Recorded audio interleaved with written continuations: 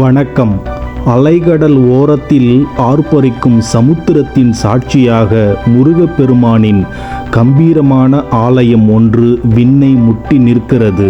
ஆம், இதுதான் முருகனின் அறுபடை வீடுகளில் இரண்டாவதும் சமுத்திர கரையில் அமைந்துள்ள ஒரே தலமுமான திருச்செந்தூர் சுப்பிரமணிய சுவாமி திருக்கோயில்.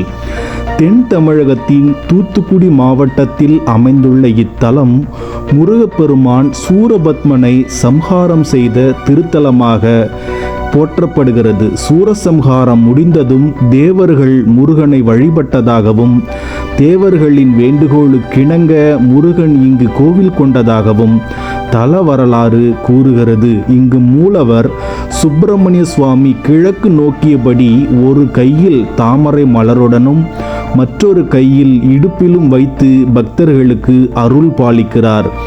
இது மற்ற அறுபடை வீடுகளில் இருந்து முற்றிலும் வேறுபட்ட ஒரு தனித்துவமான கோலமாகும்.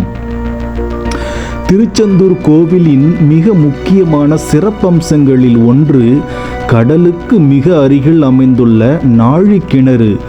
உப்பு நீர் சூழ்ந்திருந்தாலும் இந்த கிணற்றில் சுவையான நன்னீர் ஊறுவது என்பது ஒரு அதிசயம். இந்த கிணற்றில் நீராடினால் பாவங்கள் நீங்கும் என்பது ஐதீகம். மேலும் இங்குள்ள வள்ளி குகை, தேவசேன குகை மற்றும் மூலவர் சன்னதிக்கு கீழே உள்ள பாதாள லிங்கம் போன்றவையும் இக்கோவிலின் ஆன்மீக முக்கியத்துவத்தை பறைசாற்றுகின்றன. ஆண்டுதோறும் நடைபெறும் கந்தசஷ்டி பெருவிழா இங்கு மிக விமர்சையாக கொண்டாடப்படுகிறது.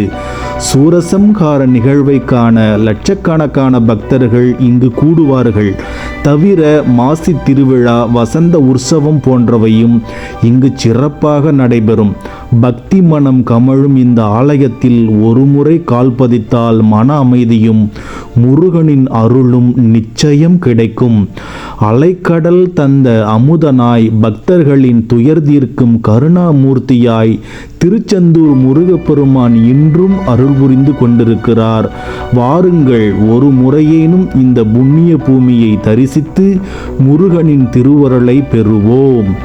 ஓம் சரவணபவ. நன்றி, வணக்கம்.